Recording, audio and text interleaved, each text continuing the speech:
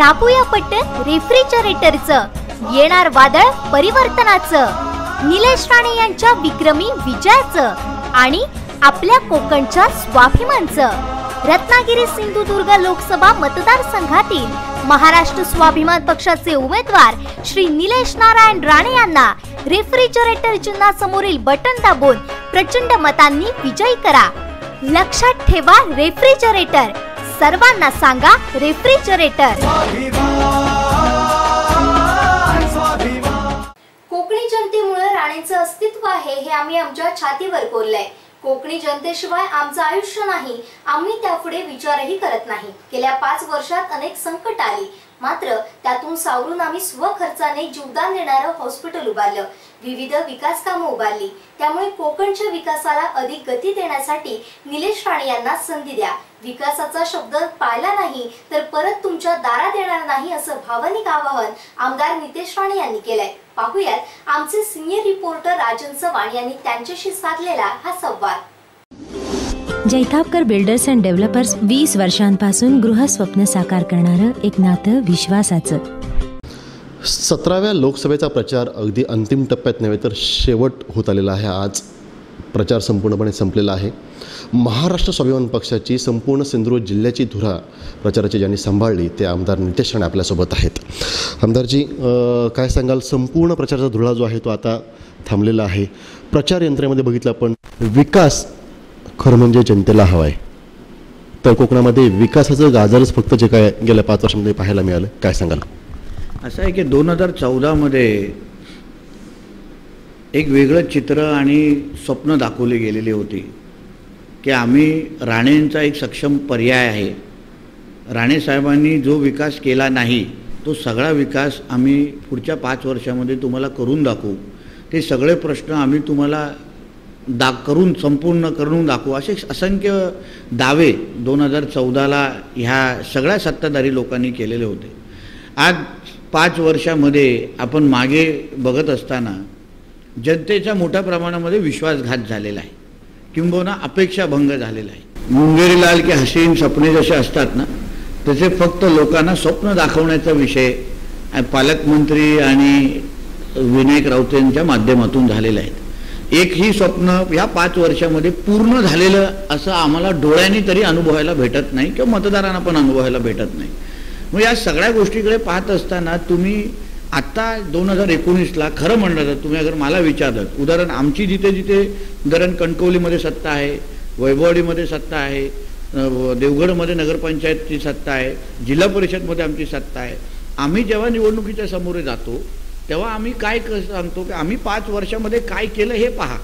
उदाहरण देवगडमध्ये मी केलेली विकास कामं ती मी माझ्या निवडणुकीच्या वेळी जनतेसमोर दाखवणार आहे, वैभववाडीच्या वेळी दाखवणार आहे, कणकवलीच्या टायमाला दाखवणार आहे, जिल्हा परिषदेच्या टायमाला दाखवणार आहे। हे लोक ही विकास कामं का मोजून दाखवत नाही आहे? सत्ताधारी आहेत ना, लोकांनी ह्यांना सत्ता दिली, लोकांनी ह्यांना विश्वास दिला, राणेंचा पर्याय म्हणून हे लोकांना सगळ्यांना निवडलं। आता 5 वर्ष तुम्ही सतत राणेंवर टीका करण्यापेक्षा गेली 5 वर्ष तुम्ही नेमकं काय केलं, जनतेच्या आयुष्यामध्ये तुम्ही काय बदल घडवून आणला, हा खरं म्हटलं तर तुम्ही सांगितलं पाहिजे। दाखवण्यासाठी तुमच्याकडे काहीतरी गोष्टी असल्या पाहिजे। म्हणून कुठलीही त्यांची भाषणं बघा, त्यांची पत्रकार परिषदेत बघा, ठोस असं एक काम सिंधुदुर्गच्या जनतेसाठी ह्यांनी केलेलं आहे असं काही दाखवू हे लोक शकलेले नाही। ह्याच्यात यांचा सर्वात मोठं अपयश आहे आणि हेच मतदारांची पण हीच भावना आहे। आमदार साहेब, प्रचाराला सुरुवात झाल्यापासून आपण पूर्णपणे सिंधुदुर्ग जिल्हा जो आहे तो पिंजून काढला। अक्षरशः इको सेन्सिटिव्हिटीचा प्रश्न असेल किंवा अन्य रोजगाराचा प्रश्न असेल, इथल्या युवाला आता हाताला रोजगार पाहिजे आहे। इथल्या बाजारपेठेमध्ये आर्थिक चलनवलन होणं आणि त्याच्या माध्यमातून इथला विकास होणं हे महत्त्वाचं आहे। गेल्या 5 वर्षामध्ये बघितलं तर हे प्रश्न जगास तसेच अजून पडून आहेत। केंद्रस्तरीय क्रम हे प्रश्न आहे, काय सांगाल अजूनही सुटून नाही? मी एक तुम्हाला सांगू ना राजेंजी, आम्ही राजकारणामध्ये जनतेला विश्वास देण्यासाठी आम्ही ह्या क्षेत्रामध्ये आहोत। गेली 5 वर्ष अगर हे करू शकले नाहीत ना, पुढची 5 वर्ष आम्ही काय करू शकतो, काय करणार आहोत एवढा विश्वास मला तुमच्या माध्यमातून जनतेला द्यायचा। उदाहरण आडेलीची जी MIDC आहे, जी 2014ला राणे साहेबांनी जी प्रक्रिया जिथे थांबवली म्हणजे तिथे थांबलेली, ती 5 वर्षामध्ये त्याच्यावर एक पण नवीन वीट रचली गेलेली नाही। आम्ही पुढची 5 वर्ष त्या आडेलीच्या MIDCमध्ये टाटा, महिंद्र, जिंदाल ह्यांच्या सगळ्या चांगल्यातल्या चांगल्या उद्योजकांशी बोलून लवकरात लवकर तिथे कारखाने कसे उभे करता येईल ह्यासाठी आमचं 23 मेच्या नंतर आमचं पहिलं काम असणार. कारण काय, रोजगार निर्मिती हे करून दाखवायला लागते. फक्त आचारसंहिता चालू होण्याच्या अगोदर गोवाचे 4 उद्योजक आणून आपलं रोजगार निर्मिती होत नाही. मी सिंधुदुर्गच्या तरुणांना विश्वास देतो की तुम्ही 23 मेच्या नंतर आमच्यावर जबाबदारी टाका. राणेसाहेबांच्या असलेल्या उद्योजकांमध्ये त्यांचे संबंध, आज तुम्ही सांगा त्याच उद्योजक जगातमध्ये असलेल्या संबंधामुळे मी माझ्या मतदारसंघाचे 150 शाळा अगर मी डिजिटल करू शकतो, तर त्याच टाटा, महिंद्र, जिंदालना मी त्या आडेली MIDCमध्ये कारखाना उभं करायला नाही लावू शकत का? तर ह्यावर माझ्या तरुण मित्रांनी आमच्यावर विश्वास टाकावा. कारण का शेवटी ह्या सगळ्या गोष्टी अस्तित्वात आणणं हे गरजेचं आहे. भूक जेव्हा लागते ना तेव्हा आपण कारणं मागं देऊ शकत नाही, तेव्हा आम्ही पक्षाचे झेंडे दाखवू शकत नाही. भूक जेव्हा लागते, तहान जेव्हा लागते, किंवा घरातल्या बहिणीच्या जेव्हा लग्नाचा प्रश्न जेव्हा उभा राहतो, तेव्हा त्या भावाला उठून आपल्या खिशातले पगार त्या आईवडिलांच्या हातात देऊन तिचं चांगल्या पद्धतीने लग्न करून द्यायला लागतं. हे वास्तव आहे. आज 5 वर्ष फक्त स्वप्न दाखवली गेली, मोठी आकडी फेकली गेली, पण एकही तरुणाच्या हाताला नोकऱ्या मिळाल्या नाहीत. पण पुढच्या ह्या 5 वर्षामध्ये त्या आडेलीची MIDC असेल, सिंधुदुर्ग एअरपोर्ट असेल, आमच्या देवगडमध्ये होणारा 5 स्टार असेल, जिथे शक्य आहे तिथे आमच्या सिंधुदुर्गाच्या तरुणाला मोठ्या प्रमाणामध्ये जिल्ह्यामध्ये राहूनच, शेवटी हाच तो नितेश राणे होता ज्यांनी एका दिवसामध्ये 25,300 तरुणांना नोकऱ्या देऊन गिनीज बुक ऑफ वर्ल्ड रेकॉर्डमध्ये आम्ही नोंद केलेली आहे. तुमच्या कुडाळमध्ये इथे आम्ही जवळपास 11,000 तरुणांना मी नोकऱ्या मीच राणेसाहेबांचा कार्यकर्ता होतो जो ते केलेलं आहे. आता मीच नितेश राणे माझ्या तरुणांना विश्वास देतो की तुम्ही पुढचे 5 वर्ष तुमच्या 2 हाताला रोजगार कसा मिळवून द्यायचा ह्याची जबाबदारी तुम्ही मला ह्या 23 तारखेला माझ्यावर टाका. तुम्ही सांगा की नितेशजी 23 तारखेला आम्ही तुम्हाला फक्त 1 मत देतो, त्याच्या बदली मी तुम्हाला नोकऱ्या देतो, एवढा विश्वास तुम्हाला ह्या निमित्ताने देतो. आज मोठ्या प्रमाणामध्ये आमचे तरुण डंपर चालवतात. मोठ्या प्रमाणामध्ये पर्यटनाचे म्हणजे वॉटर स्पोर्ट्ससारखे त्यांना उद्योगामध्ये त्यांना जायचं आहे. त्यांना त्यासाठी आर्थिक पाठबळ मिळणं हे फार गरजेचं आहे. आज जे लायसन्स, एका वॉटर बोटचं लायसन्स त्यांना अगोदर जे 60,000मध्ये भेटायचं, हे तरुणांनीच मला सांगितलं, 60,000मध्ये भेटायचं ते आता त्यांना जवळपास पहिलं 60 रुपयेमध्ये भेटायचं, आज 60,000मध्ये मोजायला लागतं आहे. आज मोठ्या प्रमाणामध्ये जे तरुणांनी आपले उदाहरण भोगवे बीचच्या हॉटेलच्या एका मीटिंगच्या निमित्ताने मी प्रचाराला तिथे गेलेलो, तिथे हॉटेल चालवणाऱ्या एका तरुणाने मला सांगितलं की नितेशजी माझ्याकडे जेव्हा इथे ग्राहक येतात तेव्हा बुकिंग झाल्यानंतर तुमच्याकडे आमच्याकडे वायफाय किंवा सोडा रेंज नसल्यामुळे आमच्या हॉटेलमध्ये राहायला ते राहत नाहीत आणि त्याच्यामुळे गोव्याकडे निघून जातात. ह्या ज्या काही रोजगाराला मदत सहकार्य करणाऱ्या ज्या काही पायाभूत सुविधा आहेत त्या अगर आम्ही इथे उभ्या केल्या तर इथे रोजगार काय येणार नाही, नोकऱ्या मिळू शकतात ना.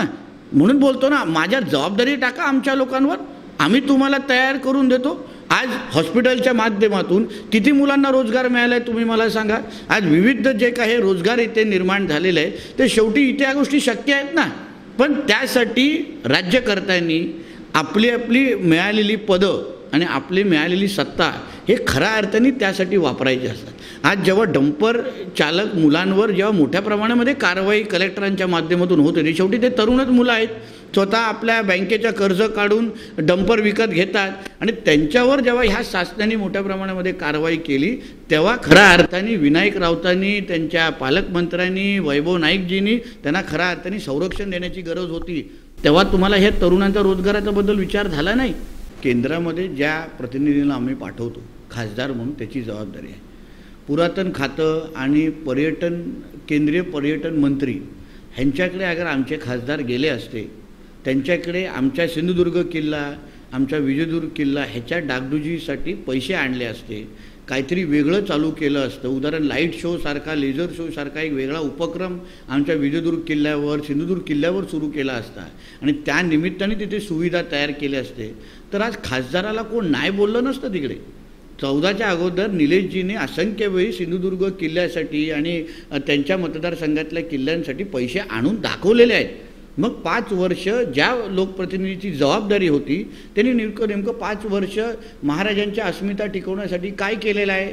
चला, उद्धवजींना कदाचित त्यांना वेळ नसेल, ते मोठे नेते आहेत, पण त्यांना मानणारा जो कार्यकर्ता आहे, त्यांच्या पक्षाने ज्यांना खासदार, आमदार आणि पालकमंत्री बनवलं, एकाला पण वाटलं नाही आपल्या नेत्याचा शब्द पूर्ण करावा, एकालाही वाटलं नाही. मग हे कसले शिवसैनिक? मग कुठला? आता स्वतःच्या पक्षप्रमुखाचा शब्द तुम्ही पूर्ण करू शकत नाही. तर ज्या महाराजांच्या नावाने तुम्ही भगवा झेंडा फिरवता, त्या महाराजांच्या शिवमंदिराला अगर तुम्ही स्वतःचे खिशे खाली करून अगर 50 लाख रुपये जे तुमच्या पक्षप्रमुखाने सांगितले ते देऊ शकत नाही, तर नेमकं तुमची निष्ठा कोणावर आहे? म्हणून या सगळ्या गोष्टी आपण 5 वर्षाकडे मागे बघत असताना हे मतदारांनी लक्षात ठेवून पुढची 5 वर्ष कोणाकडे देणार ह्यावर मतदारांनी विचार करून मतदान करा. तर विरोधकांकडून पुन्हा एकदा बघितलं तर गेल्या 5 वर्षापूर्वी जो काही मुद्दा उचलला गेला होता तो म्हणजे दहशतवादाचा, तोच पुन्हा एकदा उचलला होतोय. त्यासोबत दुसरा एक मुद्दा आणखीन एक प्रकर्षानं आताच्या युवा पिढीसमोर येतोय, तो म्हणजे शिक्षण. त्याला जोडून माझा एक प्रश्न असा आहे की आपल्या मतदारसंघाला बॅरिस्टर नाथ पै, मधु दंडवते अशा प्रज्ञावंतांची एक परंपरा आहे. कशा तऱ्हेने बघताय तुम्ही गेल्या 5 वर्षातला आणखीन पुढील 5 वर्षातले आपला खासदार कशा पद्धतीने असावा? उदाहरण, छोटा विषय तुम्हाला डिजिटल क्लासरूमच्या बद्दल तुम्हाला सांगतो की सर्व शिक्षणाची एक योजना जी राज्य सरकारने चालू केली होती की प्रत्येक शाळेला तुम्ही डिजिटल करा, त्यासाठी शिक्षण अधिकाऱ्याने सांगून त्यांना मदत करायला सांगितली होती. आता तुम्ही आपल्या जिल्ह्यामध्ये झालेल्या जे डिजिटल शाळा आहेत त्यांना फक्त एक जरा भेट द्या आणि मग तिथे तुम्ही पाहाल की जे काही शाळा डिजिटल आजच्या वेळी झालेल्या आहेत ते स्थानिक ग्रामस्थांनी स्वखर्चाने आणि लोकवर्गणीतून केलेल्या आहेत. 1ही रुपया राज्य सरकार किंवा ह्या सत्ताधारी लोकांनी स्वतःतले खिशातले दिलेले नाही आहेत.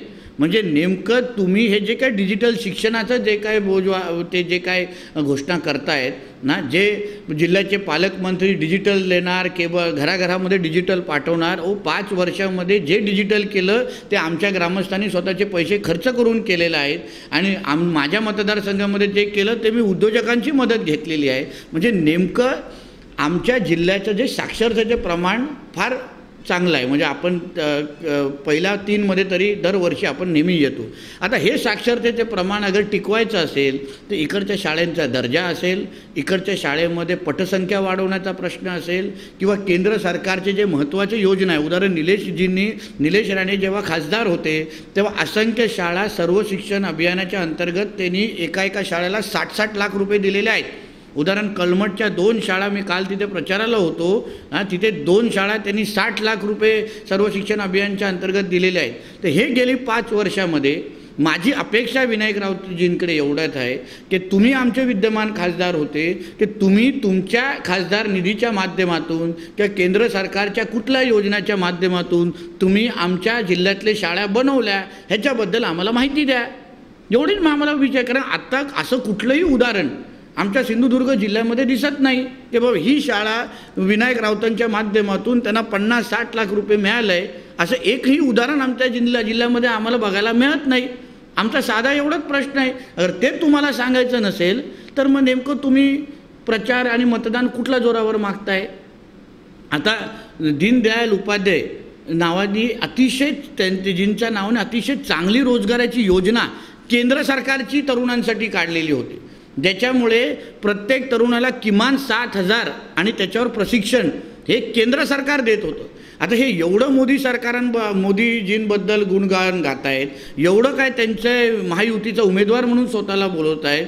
मग मोदीजींचे एक चांगली केंद्र सरकारची दीनदयाल उपाध्यायांच्या नावाने जी योजना तरुणांसाठी काढली ना, ती किती टक्के आमच्या जिल्ह्याच्या तरुणांसाठी यांनी राबवली ह्याबद्दल माहिती दिली पाहिजे. नुसतं फक्त सांगतात की आमच्या इथे नवं मतदार वाढलेले आहेत, त्या नवीन मतदारांनी आमच्या बाजूला राहायचं. अहो पण त्या नवीन मतदार जो तरुण आहे त्याला तुमच्या त्या ह्या केंद्र सरकारच्या योजनेच्या माध्यमातून दर महिन्याला 7,000 रुपये भेटले असते तर तुम्ही 5 वर्षामध्ये ह्या योजनेचा लाभ किती तरुणांपर्यंत पोचवला ही माहिती मिळाली पाहिजे आम्हाला. ह्याचे आकडे सांगा, ह्याच्याबद्दल पत्रकार परिषद घ्या. नकारात्मक फक्त टीका करण्यापेक्षा तुम्ही 5 वर्षामध्ये काय केलं हे लोकांच्या समोर ठेवा तरी. म्हणजे ज्या अर्थाने तुम्ही ठेवत नाही आहात म्हणजे तुमच्याकडे माहितीच नाही आहे. म्हणजे ना शिक्षणाबद्दल, ना रोजगाराबद्दल, ना पर्यावरणाबद्दल, म्हणजे नेमकं 5 वर्ष तुम्ही काय केलं आहे हेच आता जनता प्रश्न विचारते आणि तेच आम्ही जनतेच्या माध्यमातून तुम्हाला विचारतोय. म्हणून तो बोलतो ना, हे 5 वर्ष हे लोकांनी फक्त जनतेचा विश्वासघात केला आहे आणि पुढची 5 वर्ष आम्हाला जनतेला विश्वास मिळवायचा आहे, त्यांच्या आयुष्यामध्ये परिवर्तन आणायचं आहे आणि म्हणून आम्हाला निलेश राणे खासदार म्हणून हवे आहेत. बघितलं तर महायुतीच्या माध्यमातून रासप, RPI, सेना, भाजपा एकत्र आहेत. युती जी दिसते ती प्रत्यक्ष चित्र काय आहे असं आपणास वाटतं? कारण गेली आपण महिनाभर ह्या प्रचारामध्ये संपूर्ण जिल्हा जो आहे तो पिंजून काढलेला आहे. आज भाजपचा जो कार्यकर्ता आहे, जो पहिली 5 वर्ष अतिशय प्रामाणिक पद्धतीने आणि ताकदीने त्याचा स्वतःचा पक्ष ह्या 5 वर्षामध्ये वाढवत होता आणि सत्तेच्या माध्यमातून लोकांना जवळ घेत होता, त्यांच्या लोकांची एवढीच अपेक्षा होती की ज्या खासदारांना आम्ही 2014ला आम्ही पण आमच्या मेहनतीने आणि घाम गिळून आम्ही निवडून आणलं, 2014ला मोदी साहेबांचे 1.5 लाख मतं अगर विनायक राऊतांना भेटली नसती, कारण का तुम्ही साधारण एक आमचे निलेशजींना भेटलेली मतं आणि राऊतांना भेटलेली मतं ह्यांच्यामध्ये अगर तुम्ही फरक बघितला तर जादा जे 1.5 लाख मतं हे केवळ मोदीजींच्या मिळालेली आहे. कशाच्यामुळे नाही आहे. कोणीही काही बोलत असेल, उद्धव ठाकरेंमुळे नाही मिळाली, शिवसेनेमुळे नाही मिळाली, फक्त मोदीजींच्यामुळे मिळालेली आहे. त्या 1.5 लाख मतं वाढवणाऱ्या पक्षाच्या कार्यकर्त्यांना तुम्ही गेली 5 वर्ष कोणाला कुठल्या पदावर आणलं किंवा कोणाला कुठे तुम्हाला किती निधी दिलात ह्याचा तरी हिशोब त्यांना तरी द्या. आता ते बिचारे जेव्हा आपल्या गावामध्ये आपल्या वाडीमध्ये काम करत असताना त्याला जनता विचारत नसेल की बाबा तू तर 2014ला माझ्याकडे आलेलास की विनायक राऊतांना तुम्ही मतदान द्या, बाबा माझ्या ह्या शाळेची माझ्या इकडचे एक 200 मीटरचा रस्ता तरी बनवून दे. त्या भाजपच्या कार्यकर्त्यांनी आज कोणाला प्रश्न विचारायचा? त्या RPIच्या कार्यकर्त्यांनी आज कोणाला प्रश्न विचारायचा? त्या रासपच्या कार्यकर्त्याला आज धनगर आरक्षणाबद्दल ह्या विनायक राऊतजींनी केंद्र सरकार किंवा लोकसभेच्या सभागृहामध्ये किती प्रश्न विचारलेले आहेत ह्याचा लेखाजोखा द्या त्यांना.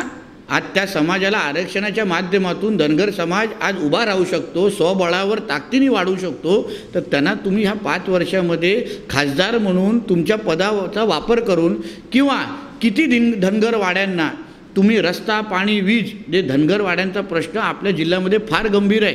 कित्येक लोकांना तर 30-30, 35-35 वर्ष अजूनपर्यंत त्यांच्याकडे रस्ते आणि पाण्याचा कनेक्शन आणि विजेचा कनेक्शन नाही आहे. खासदार विनायक राऊतांच्या माध्यमातून किती लोकांना ते सगळ्या गोष्टी मिळाल्या आहेत. म्हणून या सगळ्याचा हिशोब कधीतरी द्या. तुम्हाला ह्यांच्या मतापुरते हे लोक पाहिजे का? आणि आता निवडणुकीच्या नंतर मग त्यांना असंच फेकून द्यायचं, म्हणजे वापरा आणि फेका ही पॉलिसी तुम्हाला तुमच्या मित्रपक्षांबद्दल आहे का हे त्यांना सांगावं. म्हणून आम्हाला मित्रपक्षांना पण माझं एवढंच विनंती असेल की शेवटी तुम्ही तुमचा स्वाभिमान जागृत ठेवून अगर आपण पुढची दिशा कराल तर निश्चित पद्धतीने पुढे मित्रपक्षांचेही चांगले दिवस येतील, एवढं ह्या निमित्ताने सांगेन. साहेब, ही लोकसभा निवडणूक ही पुढच्या विधानसभेची दिशा ठरवणारी निवडणूक असणार आहे. स्वाभिमान पक्षाच्या माध्यमातून पहिल्यांदाच लोकसभा निवडणुकी लढवल्या येते. एक विरोधकांकडून असा प्रकारे एक हिनप्रचार केला होता की अपक्ष उमेदवार म्हणून, आणि दुसरीकडे बघितलं तर फक्त राणे जो आहे तो दिसतोय. 1990पासून बघितलं तर कोकण आणि राणे यांचं एक अतूट नातं आहे. दुर्लक्षित असलेल्या कोकणकडे राणे नावाचा एक आवाज जो होता तो संपूर्ण मंत्रिमंडळात गाजला आणि त्यानंतर राणेंच्या माध्यमातून खरं म्हणजे कणकवली आणि संपूर्ण जिल्ह्यानं जो काही विकास असेल तो पाहिला. आणि गेल्या 5 वर्षांमध्ये हा फरक जो आहे, राणेंची कारकीर्द आणि गेल्या 5 वर्षातली कारकीर्द हा जनतेसमोर राहिलेला आहे. केवळ आकडेवारी जी आहे ती, कोट्यावरीची उडाणं जी काय आहेत ते दिसत आहेत. प्रत्यक्षामध्ये जर काय शासकीय कार्यालयामध्ये विचारलं तर अधिकारी साफपणे सांगतात की हा निधी आमच्याकडे आलेलाच नाही आहे. त्याबद्दल काय सांगाल? आमच्या राणेसाहेबांनी गेली 5 वर्षामध्ये सत्ता नाही, लोकांनी निलेशजींना आणि राणेसाहेबांच्या विरोधात मतदान करून त्यांना पराभूत केलं, तरी पण 5 वर्षामध्ये स्वतःचा पैसा खर्च करून 1ही रुपया शासकीय निधी न वापरता आज आमच्या हॉस्पिटलमध्ये असलेले दर आणि कुठल्याही हॉस्पिटलमध्ये दर तुम्ही तपासा आणि ह्या 5 वर्षामध्ये हॉस्पिटल त्यांनी उभं केलेलं आहे. मग अशा नेता सिंधुदुर्गाच्या जनतेला अगर नको असेल, असं कुटुंबीय अगर सिंधुदुर्गाच्या जनतेला नको असेल, तर दीपक केसरकर जे 3 तिकीट काढायचं बोलताय ना, आम्ही ते तिकीट स्वीकारतो आणि निघून जातो ट्रेननी, काय हरकत नाही. कारण आम्ही जे जगतो आहे ना, ते आमच्या जिल्ह्याच्या लोकांसाठी जगतो आहे. आम्हाला आमच्या वडिलांनी, आम्हाला स्वतःला आणि आम्ही आमच्या मुलांना प्रत्येकाला सांगितलं की ह्या जनतेमुळे आमचं अस्तित्व आहे. हे आज लोक नसती तर आज राणे कुटुंबीय आज कुठेही नसतं. ही गोष्टी आमच्या अंगावर आणि आमच्या छातीवर कोरलेलं आहे. आम्हाला सिंधुदुर्गाच्या शिवाय आणि कोकणाच्या जनतेशिवाय आमचं आयुष्य नाही आणि आम्ही त्याच्या पलीकडे विचार करत नाही. म्हणून ह्या 5 वर्षामध्ये असंख्य अडचणी आमच्या कुटुंबावर आल्या, असंख्य संकटं आमच्या कुटुंबावर आल्या, पण तरी पण त्या सगळ्या संकटांना मार करून एक दुसऱ्याला सांभाळून स्वतःच्या घरावर लक्ष न देता 5 वर्ष आमच्या ह्या जिल्ह्याच्या आरोग्यासारखा महत्त्वाचा प्रश्न आम्ही जिल्ह्याचा सोडून दाखवलेला आहे. नुसतं खोटी आश्वासनं देत नाही की 35 कोटीचं हॉस्पिटल मी सावंतवाडीमध्ये त्याचं आता 2 दिवसामध्ये भूमिपूजन करणार आहे किंवा निवडणुकीच्या नंतर भूमिपूजन करणार आहे. आम्ही 200 म्हणजे 650 बेडचं हॉस्पिटल आणि एवढं मोठं कॅम्पस 70 एकर कॅम्पसचं हॉस्पिटल मेडिकल कॉलेज बांधून दाखवलं आहे. चालू आहे, लोकांचा उपचार होतो आहे, असंख्य लोकांचं आयुष्य वाचतं आहे, असंख्य ट्रॉमाचे पेशंट आज तिथे वाचवले जात आहेत. OPD VPD 50 रुपये 60 रुपये, जी सर्जरी जे बाहेर 1.5-2 लाखामध्ये होते आमच्या इकडे 50 60 हजार रुपये घेतले जात आहेत. असंख्य हे जे नेते मंडळी आहेत जे आमच्या टीका करतात त्यांच्या नातेवाईकांना आम्ही उपचार तिथे देतो आहे. पण हे विषय खरं म्हटलं तर जिल्ह्याच्या लोकांच्या समोर आम्ही मुद्दामून राजकारण म्हणून आणत नाही. कारण आम्हाला जनतेची सेवा करायची हो. जनतेने जवळ घ्यावं किंवा नाही घ्यावं, आम्ही आमच्या जनतेच्या सेवेसाठी नेहमी तत्पर आहोत. आम्ही स्वार्थासाठी नाही आहोत. म्हणून जनतेने ठरवावं की 23 तारखेला अगर तुम्हाला राणे नको आहेत, राणे कुटुंबे नको आहेत, तर आम्ही निश्चित पद्धतीने आम्ही लांब जायला तयार आहे. आम्ही काय कोणावर स्वतःला कधीच लादलेलं नाही आहे. आम्ही निवडून येणारे लोक आहोत. आम्ही ठाकरेंसारखे नाही आहोत डोक्यावर बसवलेले. आम्ही निवडून गेलेले लोक आहोत. आम्हाला लोकांनी जेव्हा नाकारलं आम्ही गपचूप घरी बसू. आम्हाला आता मी जी काय पोद्दार इंटरनॅशनल स्कूल आमच्या कणकवलीत आणली आहे, माझा मुलगा शिकला पाहिजे म्हणून आणली आहेत का? पण माझा मुलगा जो दर्जाचं शिक्षण घेतो तेच माझ्या कणकवलीच्या पण मुलांनी आणि त्या तरुणांनी घेतलं पाहिजे. त्यासाठी मी पोद्दार इंटरनॅशनल स्कूलला इथे आणलेलं आहे.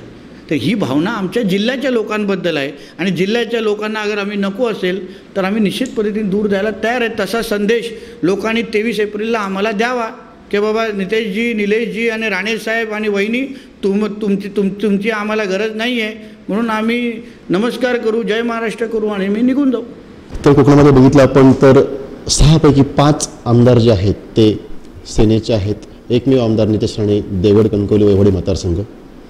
एकटा नितेश राणे सगळ्यांना पूर्ण उरलाय असं जनता म्हणते. ज्यांनी दीपक केसरकर हा नेता, हा कार्यकर्ता सिंधुदुर्गाच्या आणि महाराष्ट्राच्या राजकारणाला दिला, त्या सावंतवाडी शहराला आता हल्लीमध्ये झालेल्या त्यांच्या गांधी चौकाच्या सभेमध्ये त्यांनी असं एक वाक्य वापरलं की मी सावंतवाडी शहराला 27 कोटी ह्या 5 वर्षामध्ये दिले. आता 27 कोटी अगर त्या शहरामध्ये खरंच आले असते तर त्या शहराचा ना सिंगापूर झाला असता. मग आज सावंतवाडीच्या जनतेला तुम्ही काय दिलेलं आहे हा तरी साधा प्रश्न विचारला पाहिजे. आज मोनोरेलची भाषणं दीपक केसरकरजी त्यांच्या शहरामध्ये करतात. मोनोरेल आणण्यासाठी तुम्हाला 5 वर्ष लागतात सत्ता असून पण. तुमच्या मतदारसंघातल्या गावागावामध्ये पाण्याचं प्रश्न सोडवण्याचं, वनप्राण्यांचे प्रश्न सोडवण्यासाठी तुम्हाला 5-5 वर्ष लागतात. मी आज 5 वर्षामध्ये देवगडमध्ये अगर मी थिएटर आणू शकतो तर मी तर एक विरोधी पक्षाचा आमदार आहे. तर दीपक केसरकरांकडे मंत्री, एवढे मुख्यमंत्र्यांचे विश्वासू, सगळ्या गोष्टी, सगळी पदं आणि सगळी ताकद त्यांना दिलेली होती. तर एक थिएटर आमच्या सावंतवाडी शहरामध्ये उभं करू शकले नाही. म्हणून मी जेव्हा त्या सावंतवाडीमध्ये प्रचार करत असताना मी माझ्या त्या सावंतवाडीच्या शहराच्या जनतेला विश्वास दिला आहे की तुम्ही 23 तारखेला नितेश राणेच्या खांद्यावर ही जबाबदारी टाका. दीपक केसरकरांची मोनोरेल येण्याच्या अगोदर नितेश राणे सावंतवाडी शहरामध्ये थिएटर उभं करून दाखवेल, जेणेकरून सावंतवाडी शहराच्या नागरिकांना गोवाकडे न जाता सावंतवाडी शहरामध्ये राहूनच चांगल्यातला चांगला चित्रपट ते बघू शकतील. अशा पद्धतीचं परिस्थिती मी तुम्हाला काही महिन्यामध्ये उभं करून दाखवतो, असा विश्वास मी सावंतवाडी शहराला दिलेला आहे. शेवटी 1600-1300 आकडे कोटी बोलणं हे फार सोपं आहे हो, पण तेवढा पैसा अगर आमच्या जिल्ह्यामध्ये खऱ्या अर्थाने आला असता ना, आज आमचा जिल्हा फार वेगळ्या पातळीवर गेला असता. मी बोलत नाही की एवढा पैसा आणणं सोपं असतं, अवघड असतं, तेवढं स्वतःची ताकद पण लावायला लागते. म्हणून जेव्हा जेव्हा राणे साहेबांनी आकडे जाहीर केलेले आहेत ते वस्तुस्थितीच्या आधारे आहे, जे खरे आकडे आहेत आणि तेवढे पैसे त्या खात्याच्या अंतर्गत आणि त्याच्या हेडच्या अंतर्गत आलेले आहेत. उदाहरण जिल्हा परिषदच्या बद्दल सातत्याने दीपक केसरकर बोलतात की मी पैसे देतो पण हे घेत नाहीत.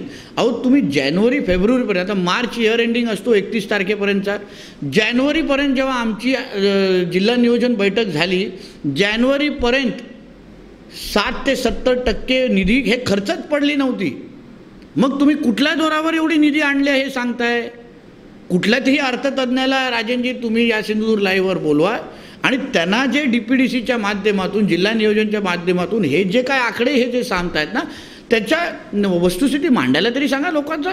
आता चांदा ते बांधा ती योजना आहे, अहो कधीतरी त्या योजनेच्या संदर्भात, त्या योजनेमध्ये मी सतत माझ्या आता 5 वर्षाच्या आमदारकीमध्ये ज्या दिवसापासून ही चांदा ती बांधा योजना जाहीर केली त्या दिवसापासून ते आजपर्यंत मी सतत प्रत्येक जिल्हा नियोजन बैठकीमध्ये त्यांना सांगतोय की तुम्ही चांदा त्या बांध्यामध्ये आणलेली कामाची यादी आम्हाला द्या, जेणेकरून लोकांमध्ये अगर चांगलं काम असेल तर त्याचा प्रचार केला पाहिजे.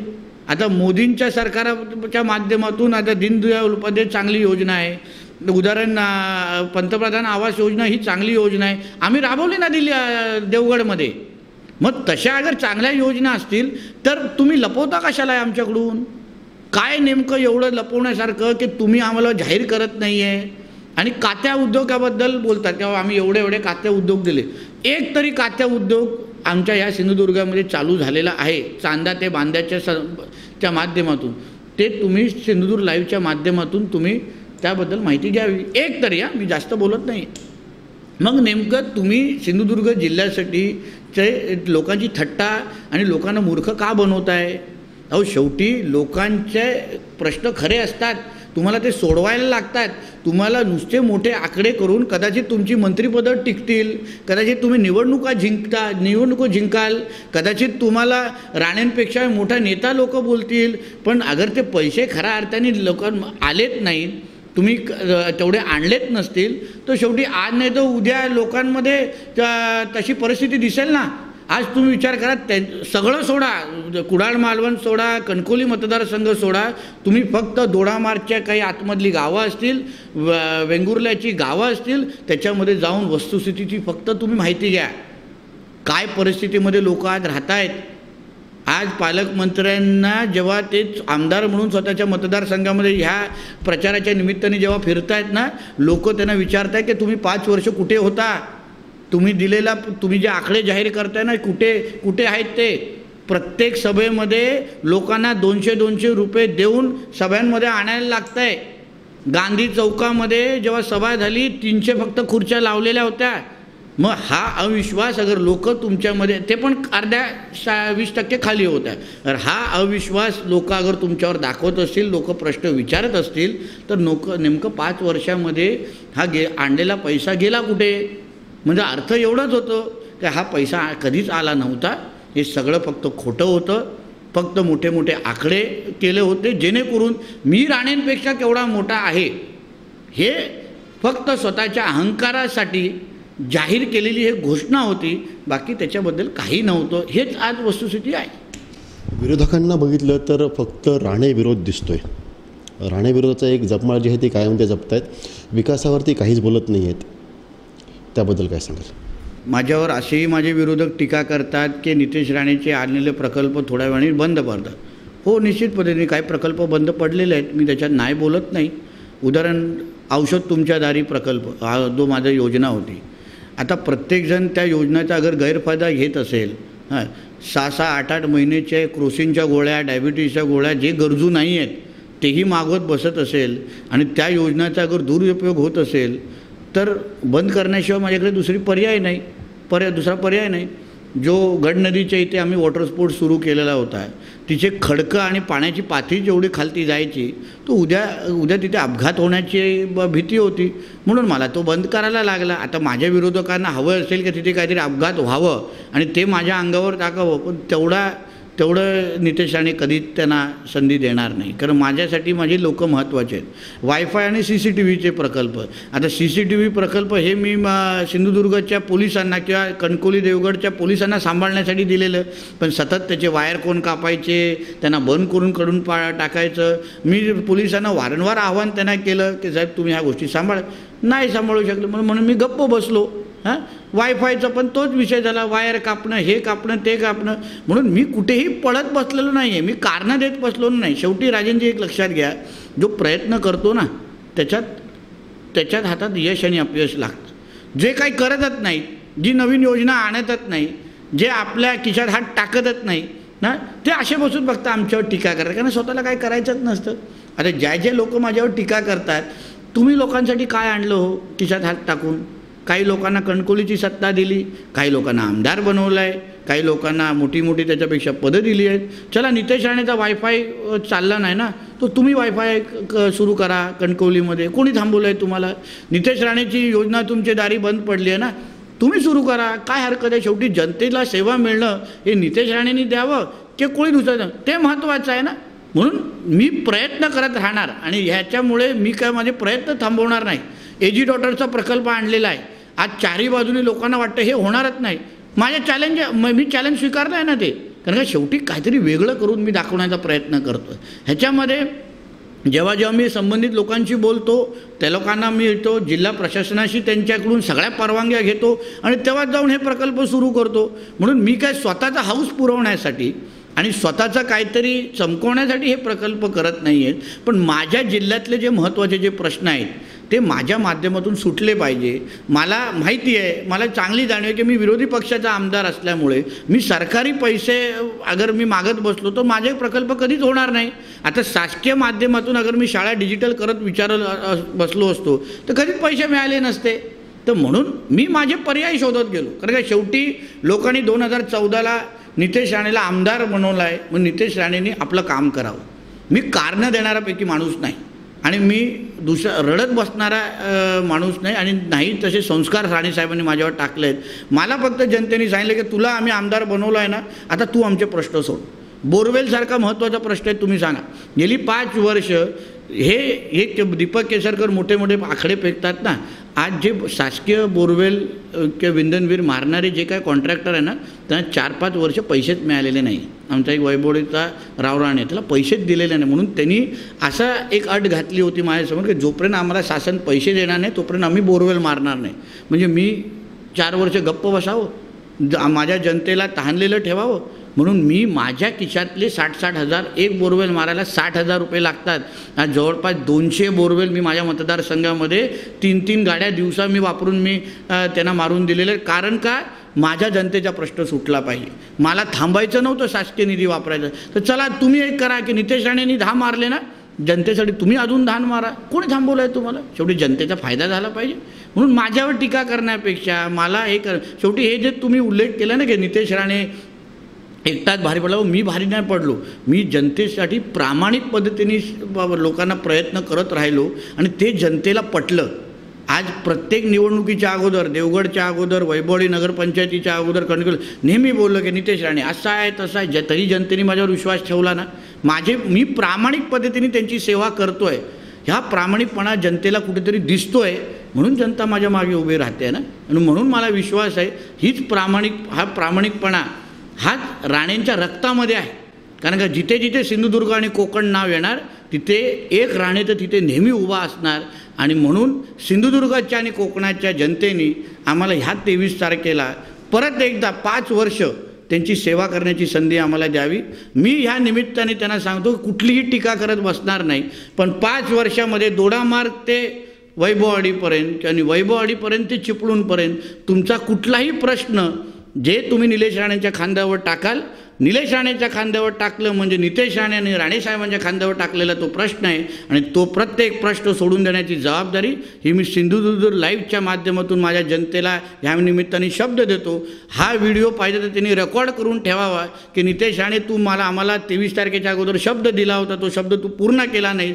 म्हणून हा तुमच्या माध्यमातून मी जनतेला विश्वास देतो, दिलेला प्रत्येक शब्द पूर्ण करण्याची जबाबदारी ही नितेश राणे म्हणून माझी असेल. तुम्ही 23 तारखेला मला फक्त माझ्या खांद्यावर जबाबदारी टाका. तुमचा प्रत्येक प्रश्न सोडून नाही दाखवला तर तुमच्यासमोर तुमच्या दारावर परत उभं राहणार नाही, एवढं विश्वास आज सिंधुदुर्ग लाईव्हच्या माध्यमातून तुम्हाला देतो. कोकणी जनता म्हणजे राणेंचा श्वास आहे आणि कोकणी जनतेचा विकास हाच खरं म्हणजे राणेंचा ध्यास आहे.